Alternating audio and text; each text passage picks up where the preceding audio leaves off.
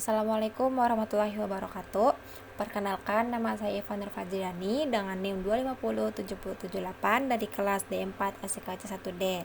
Saya ingin mempresentasikan mengenai tugas besar dasar-dasar sistem informasi mengenai sistem pengembangan Transjakarta untuk meningkatkan efisiensi rute dan kepuasan penumpang. Nah, sebelum lanjut ke materinya, kita ngenalin dulu apa sih Transjakarta itu. Transjakarta itu yaitu angkutan umum yang berdiri sejak tahun 2004. Diadakannya Transjakarta ini untuk mengurangi kemacetan dan mempermudah aktivitas para warganya. Kemudian masalahnya apa aja sih? Ada busnya itu sering terlambat, sistemnya terkadang masih kurang terbiasa dengan lonjakan penumpang yang tinggi, kemudian tidak ada fitur feedback bagi penggunanya. Kemudian tujuannya itu apa aja sih? Nah, nyediain informasi jadwal dan kepadatan secara real time, meningkatkan kepuasan pelanggan melalui layanan yang lebih terukur. Kemudian ada ruang lingkup. Ruang lingkup ini mengelola rute berbasis sistem informasi. Kemudian ada fitur laporannya dari petugas halte dan penumpang. Kemudian ada integrasi e-ticketing. Jadi proses pembayaran itu mudah. Kemudian ada analisis gap, jadi rutenya ini terpusat dari berbasis GPS real time, manajemen armada itu otomatis berbasis demand atau permintaan. Kemudian fitur feedback ini langsung dalam aplikasi. Kemudian di alur aktivitas perjalanan ini, penumpang ini cari rute, lokasi haltenya melalui GPS. Kemudian penumpang ini tiba di halte, kemudian tap in kartu e-money-nya atau bisa menggunakan QR. Nunggu bus. Nah, di nunggu bus ini sering terlambat, jadi nggak sesuai dengan estimasi waktu kedatangannya. Kemudian busnya itu berjalan, kalau misalkan udah selesai nih penumpangnya keluar halte, terus datanya ini bakal terverifikasi. Nah, dalam DFD level 0 ini, sistem Transjakarta tuh ke penumpang dia bakal menampilkan informasi kepadatan bus dan waktu kedatangan busnya, informasi rute dan saldo. Terus dari sistem ke supir ini bisa informasi ini posisi busnya lewat GPS. Supirnya juga bisa ngirim ke sistem tuh, ngirim jalur rute. Terus operatornya update data. Terus sistem memberikan laporan ketepatan waktu dan jumlah. Manajemennya laporan keuangan penumpang, statistik. Nah, dari petugas halte juga dia bisa laporin insiden di haltenya. Terus sistemnya bakal nerima laporannya. Kemudian ada SRS. SRS ini ada dua, ada fungsional sama non fungsional. Di bagian fungsional ini, sistem dapat menampilkan informasi rute tercepatnya berdasarkan lokasi penggunanya karena lewat GPS. Jadi kalau misalkan GPS-nya nyala, lokasi pengguna ini bakal langsung nampilin. Kemudian ada nampilin juga titik keberangkatan, tujuan dan waktu perjalanan itu berapa lama, nyediain fitur pencarian halte terdekat, terus memberikan estimasi waktu kedatangan pada setiap bus di setiap haltenya. Terus penumpangnya juga bisa ngasih feedback. Nah, di non fungsional ini ada usability, performance, terus security, jadi datanya itu aman, terus reliability, terus compatibility. Jadi compatibility ini sistemnya harus mendukung dua sistem operasi iOS dan Android.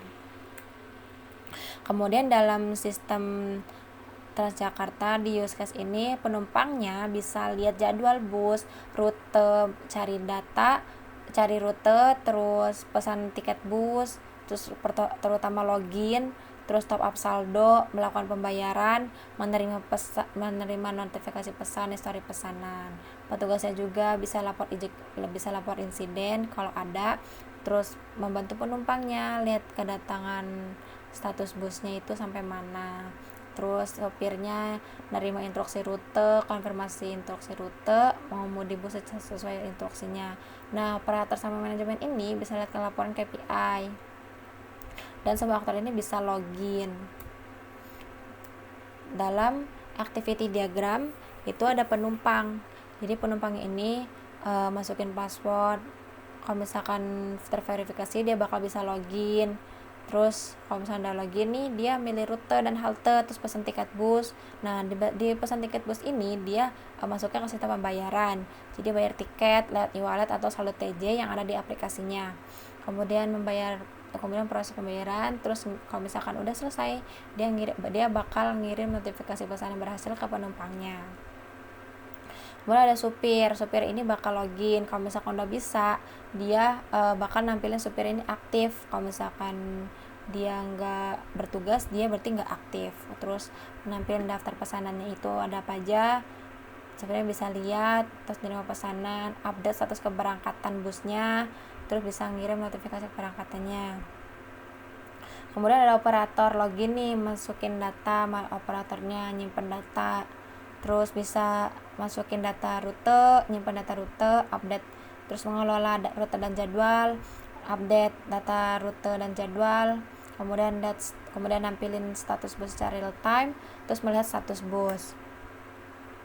Di manajemen ini ada login, terus dia login, nampilin beranda. Nah, dia juga manajemennya bisa minta laporan rute dan jadwal. Nah, sistem ini bakal nampilin nih rute dan jadwalnya, bisa minta laporan. Nah, sistemnya juga bisa nampilin laporannya. Terus manajemennya minta cetak, nanti sistemnya bisa buat filenya. Kemudian petugas haltenya ini login, validasi login. Nah, di petugas ini bisa nginput data masalah yang ada haltenya nih, terus ngirim data laporannya, terus sistemnya bakal nerima, mengecek laporannya bener apa enggak. Kalau misalkan bener, dia bakal terverifikasi, terus ngirim satu laporan kalau misalkan itu tuh laporannya telah diterima, terus dia juga bakal nerima notifikasi.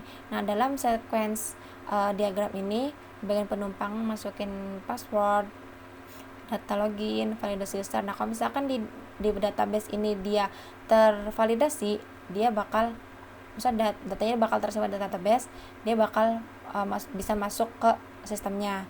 Jadi loginnya tuh berhasil, terus dia bisa pilih rute, terus minta info rutenya itu dan harga itu berapa aja, terus nampil harga tiket, konfirmasi bayar, terus proses transaksi ke servernya, terus simpan transaksi, terus bisa nampilin tiket. Kemudian ada supir.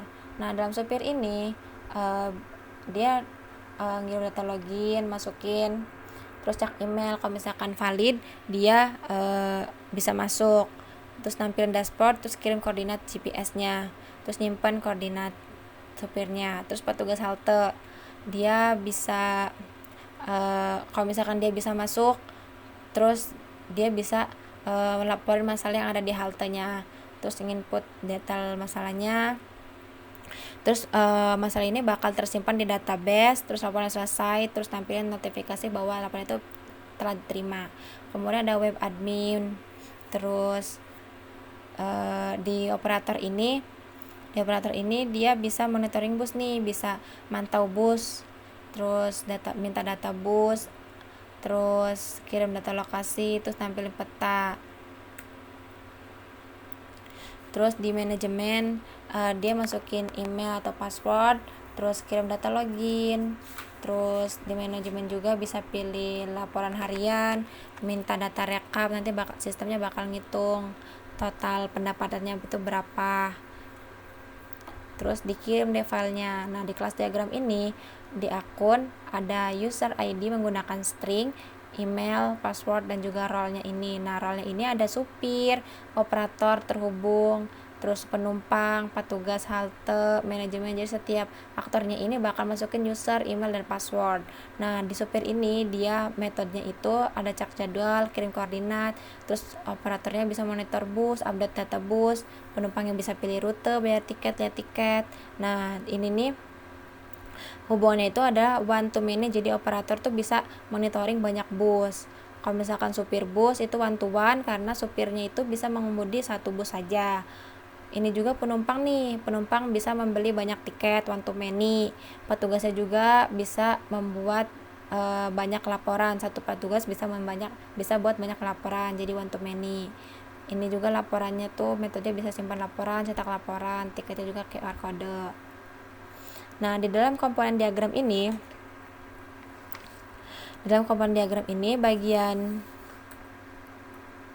bagian front itu aplikasi mobile buat penumpangnya, kemudian ada supir, terus juga ada adminnya, jadi itu petugas dan operator. Nah, di bagian backend server ini ada GPS buat lacak busnya, terus report service buat laporan manajemennya, buat ngolah data, kemudian ada Transjakarta Core buat nyari rute, harga tiket, login logout itu juga buat aktornya. Kemudian ada deployment. Jadi di bagian ini nih ada fungsi itu lihat rute. Jadi device penumpang ini bisa lihat rute, terus jadwal, terus lihat posisi busnya itu lewat dari GPS, bisa tiket transaksi, terus juga ngajuin feedback kan. Nah, di sopir juga dia bisa ngirim data lokasi pakai GPS, terus nerima instruksi, update status bus. Kemudian ada admin. Nah, di admin ini ada petugas dan juga operator. Nah, dia ini bisa ngejamin nih keamanan loginnya. Maksudnya admin ini ada browser, maksudnya ada petugas halte dan juga operator. Nah, di bagian HTTPS ini dia supaya bisa ngejamin nih keamanan loginnya itu aman, terus terintegrasi. Kemudian ada backend system. Jadi backend system ini adalah pusat logikanya aplikasi. Jadi dia mengolah data GPS, terus mengolah laporan KPI. Nah, di bagian database server ini ada Transjakarta, bisa laporan dan perawatannya, terus data penggunanya, bus dan rutenya, terus ada tiket transaksi. Jadi dia tersimpan semua di database. Kemudian ada ini nih arsitektur bisnis, ada strategic management. Jadi IT infrastruktur nih adalah fondasi dari sistemnya. Terus penumpangnya bisa terus tap in tap out. Terus monitoring kan nih. Ini monitoring nih. Jadi mantau pergerakan armada. Ini juga supirnya bisa ngirim data GPS. Terus tiketingnya aman dan juga mudah. Terus nah, ini nih ERD-nya. Jadi penumpang tiket itu membeli, rute itu memakai tiketnya, operator bisa memantau bus one to many seperti yang dijelaskan di kelas diagram. Ini normalisasi 1, 2 dan 3 supaya nggak terjadi redundansi. Kemudian ada CA dan SIM. Jadi SIM ini operasional otomatis tiketnya mengurangi antrian. Kemudian ada monitoring pemantauan posisi bus via GPS-nya. Kemudian ada SIA. Nah, di SIA ini mencatat siklus pendapatan dan dari tap-in penumpang hingga pelaporan keuangan. Mencegah kecurangan dengan validasi QR kode. Nah, di SIA ini ada seperti ini bakal nampilin grafik pendapatan. Terus KPI-nya bisa mantau cost recovery ratio. Nah, di DSS ini skenario-nya itu kita ngambilnya penumpukan penumpang di halte Harmoni. Nah, deteksinya sensor mencatat 100 penumpang menunggu. Untuk kesimpulannya, sistem berhasil mengintegrasikan 5 aktor utama dalam satu ekosistem digital. Terus rekomendasi ini pakai AI. Nah, kemudian ke Figma. Jadi di bagian Figma ini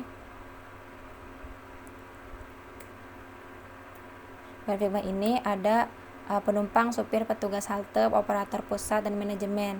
Jadi penumpangnya ini bisa login, terus bisa TJP itu buat bayar, terus buat nyantumin saldo kan. Terus bagian tujuan itu bisa lihat, terus halte tuh report. Dia kalau misalkan mau plan tugas nih, dia bisa ngirim di sini, ngetik. Terus tiket bisa nih, tiketnya berapa, pembayaran, bayar sekarang, dan dia bakal munculin QR kodenya. Terus bagian setting dia bakal logout. Terus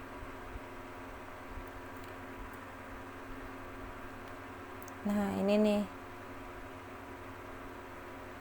Nah, di bagian login supir nih dia login juga, terus nampilin satu supirnya, Nah, nanti kalau misalkan operator yang ngirim pesan, dia bakal lihat nih jadwal tugasnya juga, supir udah ada, terus bagian petugasnya, terus laporan, jadwal petugas,